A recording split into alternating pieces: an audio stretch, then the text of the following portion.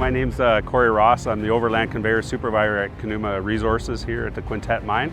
My daily routine is getting my crew up and running the conveyor line and supplying the coal down to the raw coal silos at the plant so they could process it to the clean side. Yeah, Quintet was a closed mine. It was in care and maintenance for 20 years, and Conuma Coal purchased it. We're just in the midst of bringing it back online.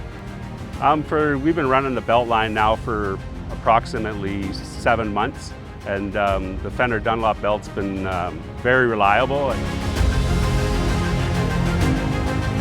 We have a rip detection system keeping track of any concerns we're having with the belt. We've been very happy with the product we've had from Fenner Dunlop.